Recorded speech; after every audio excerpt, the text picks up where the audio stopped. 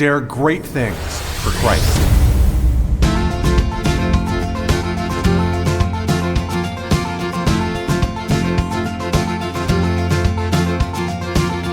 Christ calls us to dare great things. In the marketplace, as well as in the mission field, there has never been a time like the present for the spirit of the Catholic entrepreneur. Now is the time for men and women of great courage and great vision to engage our church and our culture. Now is the time to dare great things. And here is your host as we dare great things, Father Nathan Cromley, the president and founder of the St. John Institute. One of the reasons many Christians don't feel comfortable assuming a role of leadership is that we think it makes us egotistical. Following, obeying, complying, and supporting seem much more consonant with Christianity. Why do so many of us equate those terms with a lack of leadership? By looking at the Virgin Mary as a model for leadership, we can see that a big part of being a leader is following God. Mary gave the very best of herself to Jesus, and so she becomes the leadership model for all the followers of Christ. Welcome back, everybody, to this course on leadership. We are trying to look at something a bit audacious, and I understand that it could be, because most of the time people equate the Virgin Mary with passivity, with, gentleness, with meekness. There's not many people that speak about the Virgin Mary in terms of the model of leadership. It's worth a chuckle just thinking about it. But in fact, it's a very true statement. And when you think of it, it both changes the way that you look at the Virgin Mary and changes the way that you look at leadership. I mean, maybe our vision of the Virgin Mary that most of us have is just not complete. Maybe, in fact, there's more to her than meets the eye. And when I look at the life of this astounding woman, and you see how solitary she was with respect to others, and the ability that they had to influence her, and what bold moves that she made for God. For example, not telling St. Joseph that the incarnate Word was to become her son. That's a bold move. Even staring down the possibility of divorce and public shame. Mary chose instead to take a course that she felt was dictated by God. That's leadership. I mean, incredible leadership. In a sense, Mary leads Joseph there as she leads us all. I mean, you go through the Annunciation, the Visitation, you come to the birth of Jesus itself, and you can see here again in wonderful display the amazing quality of Our Lady's leadership. Now, you can wonder what the connection is here between the birth of Christ and Mary as a leader, but I think that there's an amazing example here. It's almost the iconic place for us to understand what it means to be a Christian leader. Because remember this, everybody, Christians follow Christ, and therefore they lead the world. This is really the difference between us and purely worldly leadership. We have to influence the world, right? And we do by the power of our leadership. But our leadership itself comes from a different place. It doesn't come from a selfish perspective, or it doesn't even come from deep down inside of ourselves. It comes from inside of ourselves, but we believe also that it comes from God. That we're part of something as a Christian leader that is bigger than ourselves. That God is using us to accomplish His great design. And we try to yield to that influence and surrender to the God who is using us, right? So that we can, in fact, become His instruments. Well, an instrumental leadership is a different kind of thing, because it means that the leadership that we are proposing from ourselves is actually ensconced in something bigger than itself. We have a deeper purpose, a deeper drive, a deeper understanding, a deeper relationship with the ones who follow us. And that doesn't mean that we're putting down anything about worldly leadership. It just means that there's something unique about doing it as a Christian. And everything that's unique about Christian leadership flows from the fact that we have a relationship with Christ that comes first. That we who are Christians are trying to serve Jesus. And I invite you all to not be so, bashful about that, or even to, be kind of so shy about that whole subject. There's a lot of Christians today that go through the streets wondering whether or not it's okay to be Christian. It's almost like we want the world's approval of us before we accept the title. In many cases, we're letting the world even define what it means. Meaning, if you were really a Christian, then you'd believe this or this or this about human sexuality. Or you would make sure that you practice this or this or this in terms of your social awareness, right? Well, wait a second. Who is it that defines our faith? Is it the world that tells us what Christianity is? Isn't there someone greater than the world to shape our mind's eye and our philosophy of life? Well, yes. Who's greater than the world? Jesus, God, the Bible, right? And when you're a Christian, you just have to accept the fact that maybe you stand apart from the crowd.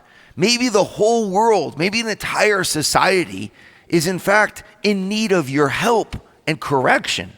Why? Because you're anchored to the highest of things, which is God. And when you're anchored to God, it's not that you possess all truth and that you don't have to change or you don't have to grow in your understanding. No, but it means that you know the end goal of all growth and you are rooted in the beginning of all improvement. It means that the one that you have found is the Alpha and the Omega, the beginning and the end, the first and the last. And since you belong to him, he is your reference point, perennially and eternally. And I get it. That's a lot of people don't understand that or they don't like that. But that is at the bedrock truth of what it means to be a Christian. A Christian is somebody who follows Christ, okay? Christ is the leader and we are his followers. What I'm just astounded by is that the corollary to that is anyone who follows Christ leads the world.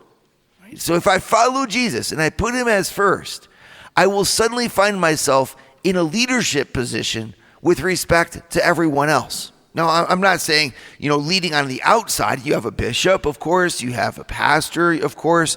Then you have, a spousal relationship. You've got your parents or your families. There's a natural hierarchy that God has made in this world. And that natural hierarchy needs to be respected. Not everybody's going to be number one on the outside. But being number one on the outside is not what leadership consists in. Leadership is not a question of having a role to play in society. That's great if you do, but leadership can also be done by following actively, by following wonderfully, by putting all of your gifts and your service at the service of the one who is exerting a role of external leadership with respect to the world. And look at the Virgin Mary. She didn't have any titles. She didn't have any outward claim to an outward leadership. She was submissive to her husband, St. Joseph. She followed his lead. She supported him. And yet she was a leader because everything that she did in that position, she did knowingly, intentionally, with wisdom, and with drive. She submitted herself actively to being a follower, and therefore she was a leader. She was the leader of the followers. I guess if you were to look at it from a philosophical point of view, you would say wherever there is a perfection, there is leadership. And there is a perfection in outward leadership of organizations and groups and families. There's also a leadership of supporting, of nurturing, of following. Nobody followed Jesus better than the Virgin Mary. Nobody supported him with more ardor. Nobody gave of themselves in a more perfect way to Jesus than the Virgin Mary. And therefore, she is the leader in terms of the example, in terms of the best one that whoever did it for all of us who try to follow him ourselves. And all of this is so important, you see, because when we talk about Christian leadership, we begin by following. And I don't want you to think that by following Jesus, you somehow or other lose some of your qualities, of your personality, right? Or of anything that makes you great. That's a big fear, especially amongst you who are educated and are driving forth our society, who are running businesses, employing people. You're like, I didn't get there, Father Nathan, by being passive and being submissive. I understand. You got there by asserting yourself as someone worth being asserted. I understand that. And I'm here to say, when you follow Christ, you don't lose anything of what makes you great. Nothing. Instead, you enhance it all. And the proof of that is looking at the life of the Virgin Mary. Are you a young adult between the ages of 22 and 35 and wondering what God is calling you to do next? Do you have a desire or vision that you just can't seem to complete?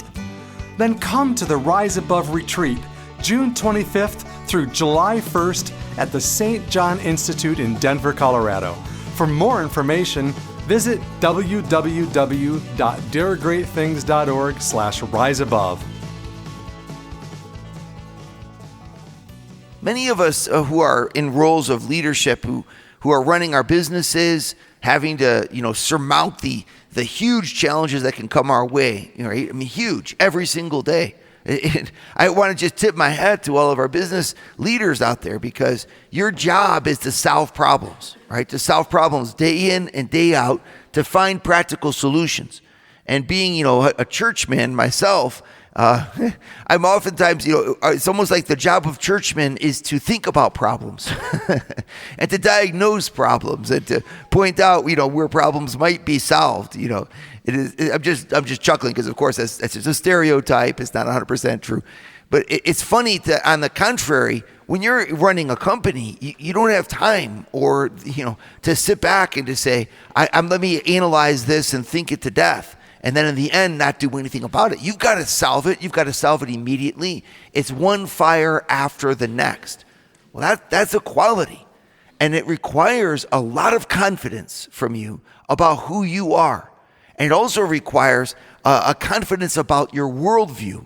And this is why a lot of folks, especially those involved in businesses, are loath to approach self-reflection or philosophy or theology, because it kind of shakes a world that they can't afford to have shaken.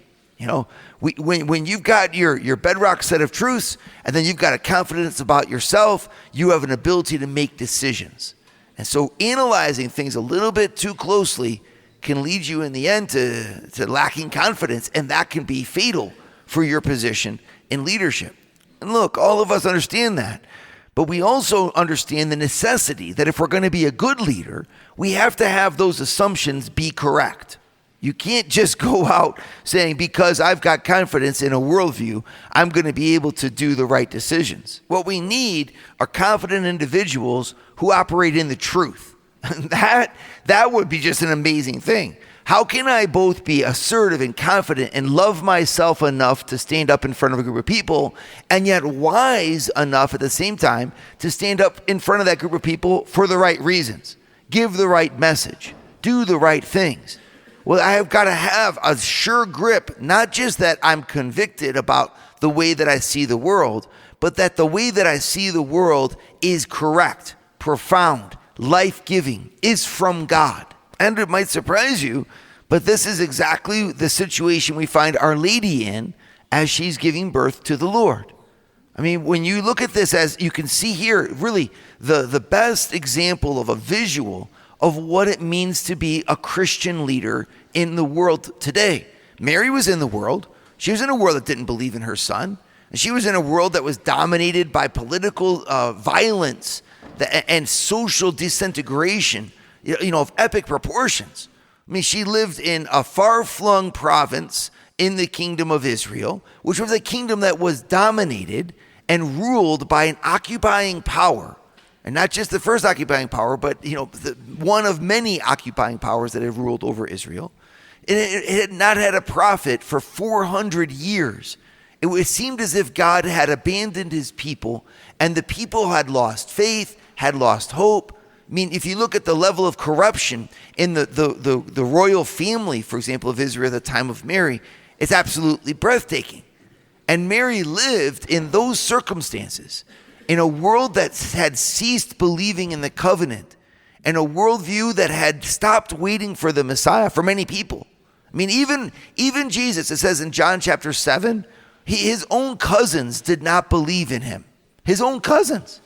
Which means it's almost like you could say Mary had fallen away Christians in her own family. It's like, so if any of you are struggling with that, saying, oh my gosh, my kids, they no longer believe I'm a bad person. Now Mary only had one child, so, he obviously was the King of Kings. But when Mary looked at her family, her relatives, they didn't believe in Jesus. And yet here they were, his own cousins. And Mary had to walk in the midst of many of those types of things.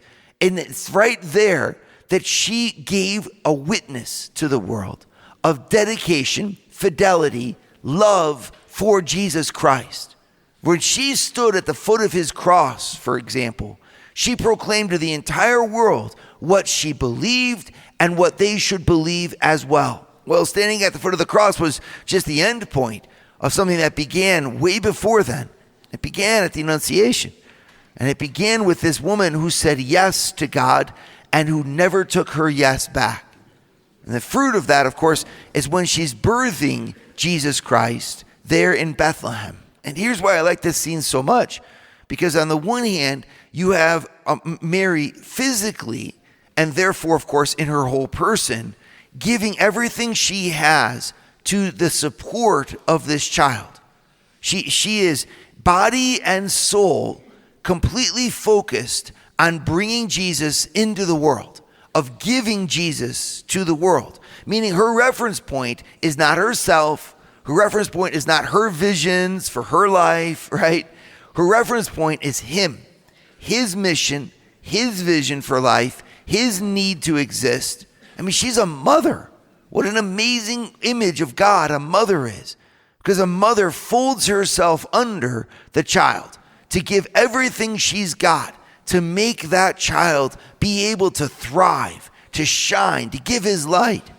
Well, could you imagine being the mother of Jesus? I mean, and everything about her was given and claimed by that child. Not just like a natural mother with a natural child. She had all that and more. Because then she was dedicated to him as to her God. Her whole soul being given to the service of his glory. And as she births him, everything in Mary is put into that singular focus. Giving birth to Christ took the very best from Mary. She supplied all of her energy, all of her physicality, all of her talents, everything that made her great and special. And she put it at the service of Christ. Now, you can see right there a perfection, a point of excellence that Mary embodied. And no one had more to give him or was able to give him more than his mother. And she gave him everything that she had. And right there, she becomes a leader for all of us who are trying to give Jesus everything that we've got. Right? You see, she becomes an example for us of what it means to follow Christ. And yet at the same time, as soon as she does that, she not only leads future Christians as an example, but she literally leads the world because she's bringing the world in herself to the service of God. She's actively submitting the very best of what she has to the service of Jesus Christ. And when you do that, you make not only a statement, but you influence the world almost like a bowling ball on a trampoline. If you put a bowling ball on a trampoline, the whole trampoline bends around the bowling ball. Well, you could not come anywhere near the mother of Jesus from that point on without meeting someone who was completely bent to the service of Christ. And when you meet someone like that, well, they influence you into his service as well. And this is exactly what we're all supposed to be. You see, like all of us claimed by Christ's truth end up bending the world around us by that truth. And those who encounter us, our influence, our decisions, our personality, our presence, find that there's something different about us. We're not living just for ourselves. We're living for the one that we love. We've become a Christian leader. Would you like to start your Thursday mornings with a scriptural leadership lesson?